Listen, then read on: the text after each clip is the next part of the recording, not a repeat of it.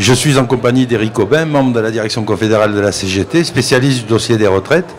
Alors je recevais précédemment Arnaud Robinet, qui est spécialiste du dossier des retraites pour l'UMP, qui nous disait qu'il fallait se rendre à l'évidence et qu'il va falloir travailler beaucoup plus longtemps, jusqu'à 65 ans, pour sauver notre régime. Est-ce que l'analyse du spécialiste de ce dossier à la CGT est identique? Monsieur Robinet, on a eu l'occasion de débattre en 2010 déjà sur la question, quand il y avait 3 millions de personnes dans les rues, justement contre le report de l'âge légal de départ en retraite, où on disait déjà que finalement la situation de l'emploi était celle qu'on connaît, à savoir qu'à 60 ans, 40% seulement des salariés sont en activité. Donc mettre l'âge légal de départ en retraite au-delà de 60 ans, finalement on observe un transfert de caisse retraite vers la caisse chômage. Et donc aujourd'hui, il se passe ce qui était prévu, c'est-à-dire qu'on nous dit que les caisses chômage sont en déficit, que le déficit cumulé sera de 18 milliards à la fin de l'année et qu'il faudra prendre des mesures pour économiser sur le dos des demandeurs d'emploi. Donc je crois que la solution, c'est effectivement pas de reculer l'âge légal de départ en retraite, parce qu'il n'y a pas d'emploi à offrir à tous ces seniors qui sont en recherche d'emploi, mais y compris les entreprises continuent de sortir les seniors des entreprises. Les ruptures conventionnelles, pour ne citer que ce dispositif, a permis aux entreprises de sortir 1 million de salariés des entreprises, dont les seniors qui sont surreprésentés dans ces départs.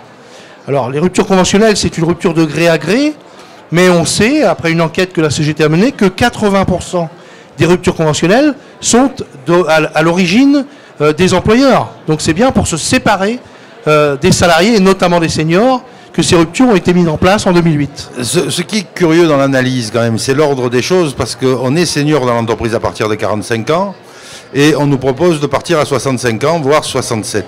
Mais pour aller travailler où? Parce que le problème est là, est-ce qu'il y aura dans un plan qui peut être celui-là, une stratégie de l'emploi pour que ces seniors entre 45 et 67 donc, puissent être employés quelque part? Oui, c'est la raison pour laquelle nous on pense qu'il faut mettre les deux dossiers côte à côte. Parce que parler de la question de la retraite sans prendre en compte ce qu'est la situation de l'emploi, c'est un véritable problème. Donc nous proposons effectivement à ce qu'on puisse avoir une autre politique d'emploi, menée à la fois par les entreprises, mais y compris par le gouvernement. Une autre politique d'emploi, notamment en matière d'aide aux entreprises. Aujourd'hui, on observe les niches fiscales et sociales, c'est 200 milliards d'euros chaque année. C'est le montant de toute l'industrie dans le PIB français. Donc, ces aides sont données aux entreprises sans aucune contrepartie en matière d'emploi. Ils ne sont en aucun cas conditionnés. Donc, on donne des aides sans demander aux entreprises, finalement, de faire un effort en termes de création d'emploi ou de maintien dans l'emploi. Donc, la CGT demande effectivement à ce que l'on puisse avoir d'autres modes d'aide aux entreprises, de remettre à plat les exonérations de cotisations, par exemple, sociales, et de créer un nouveau dispositif qui repose sur une modulation des cotisations en fonction de la part de la masse salariale dans la valeur ajoutée. Alors, peut-être détaillé en 2 mots, pour faire assez court, on considère qu'une entreprise artisanale, par exemple, ne peut pas être traitée de la même façon qu'une entreprise du CAC 40, comme Total. Or, aujourd'hui, les règles de cotisation sont les mêmes qu'on soit dans une très petite entreprise ou qu'on soit chez Total. Par contre, on s'aperçoit que chez Total, on dégage des milliards d'euros de profit avec très peu de masse salariale dans la valeur ajoutée. Or, dans les petites entreprises, on a peu de profit dégagé, par contre, une masse salariale importante dans la valeur ajoutée. Eh bien, nous proposons de créer une nouvelle règle de financement de la protection sociale à partir de cette modulation qui permettrait de favoriser la création d'emplois. Les entreprises qui joueraient le jeu de l'augmentation de la masse salariale, de l'augmentation de l'emploi, finalement bénéficieraient d'un taux de cotisation qui serait plus faible que des entreprises qui finalement ne jouent pas le jeu et continuent d'externaliser leur emploi, d'externaliser leur activité et donc faire reporter sur les entreprises sous-traitantes tous les risques que devrait subir le donneur d'ordre. Alors, une conférence sociale s'annonce pour le mois de juillet avec le dossier des retraites qui va ressurgir au mois de septembre. Est-ce qu'on se prévoit une rentrée en septembre un peu plus chaude, ou est-ce que vous pensez que le gouvernement actuel, contrairement au précédent, va peut-être regarder d'un autre œil l'âge légal de départ à la retraite? Alors déjà, il y a eu une conférence en 2012, les 9 et 10 juillet, dans laquelle on a eu un atelier présidé par la ministre Marisol Touraine qui est en charge ce dossier, où il en est sorti que finalement le COR, le Conseil d'orientation des retraites, le Haut Conseil au financement de la protection sociale et un comité des sages qui serait mis en place pour l'occasion, travailleraient pour faire des propositions de travail à la fin mars 2013, date à laquelle on engagera une réforme des retraites pour 2013. Donc les choses ont été lancées, le COR a rendu 2 rapports dernièrement sur la situation de nos retraites, la situation de nos régimes de retraite. Le Haut Conseil au financement de la protection sociale est en train de travailler et le comité des sages est en train effectivement d'être constitué par la ministre. Le calendrier qui nous est présenté aujourd'hui encore par la ministre, c'est de commencer le débat autour de fin mars, début avril, et ce débat pourrait se clôturer fin 2013, voire début 2014, par une évolution législative.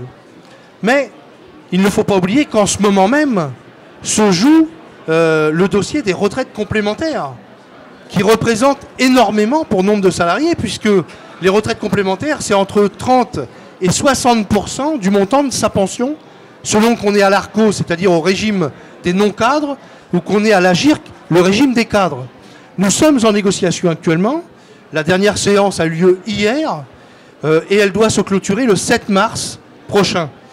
La proposition du patronat dans cette négociation, c'est de faire des économies, parce que oui, les réserves de nos régimes vont arriver à épuisement en 2017 pour l'AGIRC et en 2020 pour l'ARCO.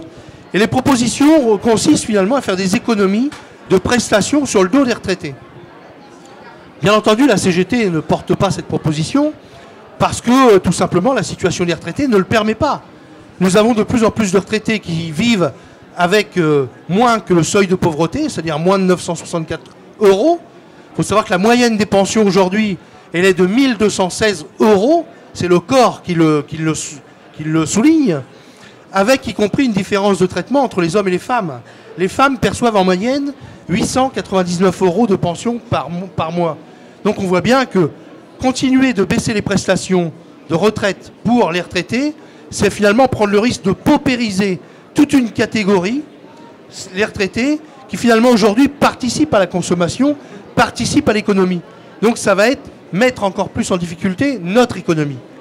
Au contraire, la CGT a fait un projet d'accord qu'elle a mis sur la table qui consiste à travailler de nouvelles ressources.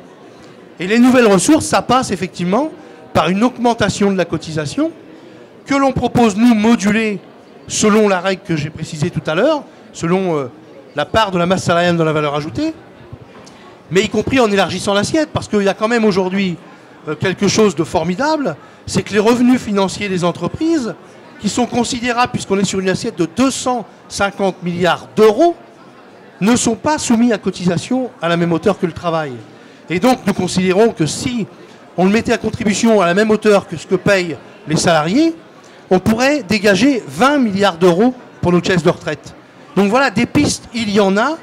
Nous sommes dans un pays riche qui a des moyens. La question de la répartition des richesses est une question fondamentale avec la question de choix de société. Va-t-on consacrer plus de part du produit intérieur brut pour les retraites ou va-t-on continuer de paupériser cette population? Est-ce qu'il y a un consensus entre les organisations syndicales sur ce point? Alors, il y a eu un consensus hier à la négociation sur les retraites complémentaires sur le fait que nous avons demandé au patronat de se prononcer sur une augmentation de cotisation avant de commencer tout autre sujet dans la négociation.